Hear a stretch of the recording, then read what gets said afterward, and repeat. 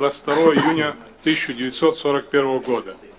Бесспорно, эта дата стала и остается одной из самых скорбных дней всего человечества.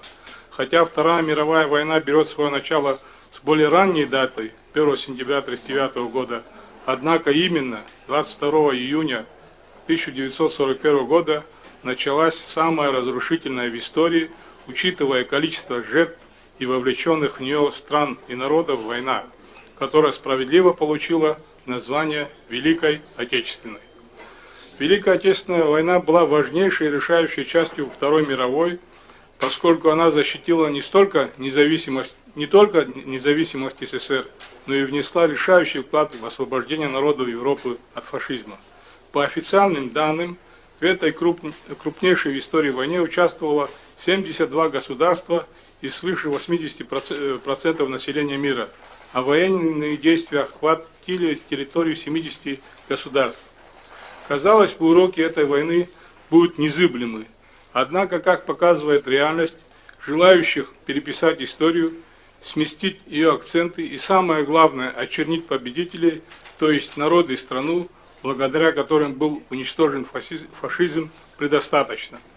Это есть нечто иное, как близорукое вытирание ног о прошлое. Отсюда война с памятниками, демонстрации бывших нацистов под видом национально-государственного возрождения и ревизия истории, наблюдающиеся в некоторых новых странах бывшего СССР, Восточной Европы и Запада. Такое отношение к собственной истории и истории вообще может иметь очень плохие последствия. Ведь победа над фашизмом, как пишет профессор Митяева, была одержана страшной ценой. Страна потеряла 8,5 миллионов бойцов и командиров, 19,5 миллионов мирного населения, то есть погибли 25% жителей оккупированных районов, то есть каждый четвертый. Из 5,5 миллионов угнанных в Германию погибли 3,4 миллиона. Наши солдаты гибли на чужой земле, спасая мир от фашизма. Страны, в которых они гибли, сами освободиться от фашистской оккупации были не в состоянии. Цена освободительной миссии в Великой Отечественной войне около 1,5 миллиона убитых и 3 миллионов раненых советских солдат. Конец цитаты. Все без исключения народы СССР внесли свой вклад в победу в этой священной войне и понесли большие людские потери. Стало быть, нужно было бы хранить память об отцах, дедах и прадедах, а не подвергать сомнению их подвиг. На простом человеческом языке недостойное отношение к заслугам и памяти своих предков называется ничем иным, как измена. Победу в Великой Отечественной войне внесла свою лепту и Абхазия. В ней участвовало свыше 55 тысяч человек разных национальностей, погибло 17 тысяч человек, в том числе около 6 тысяч этнических абхазов. А теперь о том, каково состояние исторической науки Абхазии сегодня. Говоря о ней, нельзя не сказать о том, что после развала СССР Абхазия на себе испытала тяготы войны, результаты которых, помимо разрушенной инфраструктуры, были целенаправленно уничтожены очаги науки и культуры. Так, 22 октября 1992 года были сожжены Абхазский государственный архив и Абхазский институт языка, литературы и истории имени Гуля. Ясно, что эти потери значительно затруднили научные исследования. С удовлетворением и благодарностью хочу отметить, что на нашу беду откликнулись многие ученые, научные учреждения и вузы, которые безвозмездно передавали книги, оказывали помощь в выявлении ценных материалов по истории и культуре Абхазии. В поиске новой, собственной национальной истории наблюдается отказ от концепции Великой Отечественной войны, якобы одного из крупнейших коммунистических мифов и замена его концепцией Второй мировой войны. Причем эта концепция выстраивается таким образом, что украинский народ, Украина стали жертвой. Они не были не столько участниками войны, сколько с обоих сторон, значит, они только стали полем битвы, на котором разворачивались сражения, и неизвестно, с какой стороны еще их ждали худшие варианты развития событий.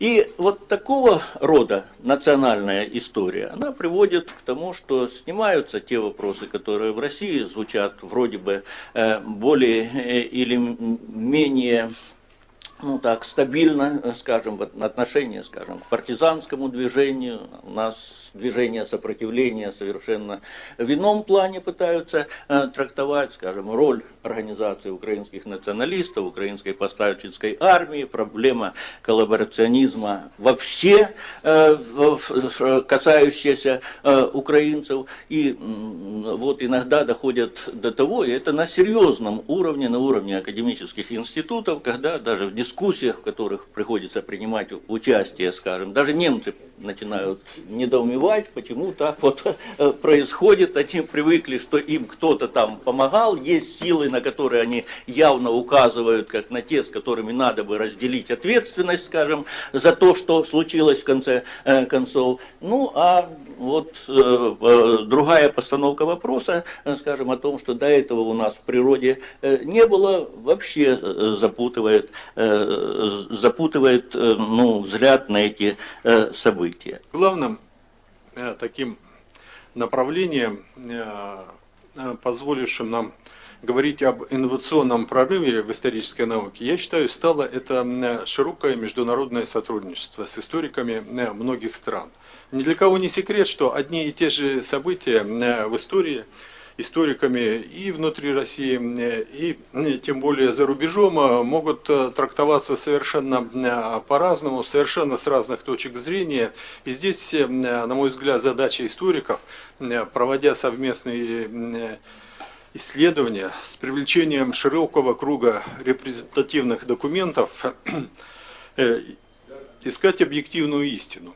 Ну, несколько примеров приведу. Ни для кого не секрет, что в России и в Польше совершенно по-разному трактуются события советско-польской войны 2020 года. Значит, события сентября 1939 года, Катынские события до сих пор иногда трактуются по-разному. Варшавское восстание. Так вот, благодаря нашему сотрудничеству с польскими коллегами нам удалось издать 3 сборника документов. Это польское подполье на территории Западной Украины, Западной Белоруссии 1939 года. Депортация польского населения с территории Западной Украины, Западной Белоруссии 1940 года и Варшавское восстание. 3, казалось бы, такие темы, по которым первоначально казалось невозможно договориться. Мы не договаривались, мы совместно работали, опубликовали сборник документов с хорошим научным комментарием, с хорошим предисловием, где нашли общие точки зрения. Или звучавшее здесь уже выступление Андрея Николаевича, такая тема сложная для российских и финских историков, как Зимняя война 1939-1940 года. Что касается начала войны, причин Зимней войны, то тоже существует много разных суждений, много расхождений в трактовке у российских и у финских историков. Ну, совместно с финскими историками мы издали сборник документов, вот он на экране как раз предоставлен, посвященной Зимней войне. Исследования, документы, комментарии. Там и научные статьи, и уникальные документы из Центрального архива ФСБ, а также из финских архивов. Сотрудничая с историками из Германии, мы тоже публикуем различные документы, и самостоятельно, и вместе. Ну, я хотел бы назвать несколько сборников. Это в первую очередь генералы и офицеры вермахта рассказывают. Это протоколы допроса генералов и офицеров вермахта, которые после войны оказались в тюрьме НКВД на Лубянке. И в процессе их допросов им ставились разные вопросы. То, что интересно для историков, это о том, как Германия готовилась к войне, как вермахт готовился к войне. Уникальный с нашей точки зрения и получивший уже положительные оценки за границей, это сборник документов тайной дипломатии Третьего рейха. Так получилось, что практически одновременно велась работа по сходным темам и в России, и в Германии. Мы готовили сборник документов, основанный на протоколах допросов и собственноручных показаниях дипломатов Третьего рейха, которые до войны работали в разных странах, во время войны участвовали в войне с Советским Союзом и после войны оказались на Лубянке. В это же самое время в Германии по аналогичной теме велось исследование и, на немецких документах. И вышли два вот таких издания, один в России, один в Германии, связанные с дипломатией Третьего рейха. Еще одной страны коснусь, не могу пройти мимо, это мой любимый Афганистан. Значит, открытие архивов ЦК КПСС, архивов ФСБ, значит, позволило нам взглянуть на историю советско-афганских отношений не только в начале 20 века, но и на советское присутствие в Афганистане в конце 70-х, 80-х годах. Это позволило нам опубликовать и ряд статей и документов, связанных с советским присутствием в Афганистане. Что же мы видим и что мы можем, какой вывод сделать, изучив советское присутствие в Афганистане и нахождение там сейчас американских войск, сил НАТО? Что американцы, значит, истории ничему не учат. Они идут нашим же путем, повторяют наши же ошибки и, грубо говоря, наступают на те же грабли. Значит, они ввели войска, значит, так же, как Советский Союз. Значит, заняли ряд крупных городов, проводят операции по территории Афганистана, освобождая какие-то регионы от талибов, от противоборствующей стороны. Через некоторое время войска уходят, и эти территории опять переходят под контроль талибов. Точно так же было и в период советского присутствия. Американцы пытаются создать мощную афганскую армию, как они говорят, сформировать политическую элиту, создать органы внутренних дел и безопасности, чтобы они могли самостоятельно удерживать власть Карзая или кто будет его преемником после выборов, так как у Карзая уже второй срок заканчивается.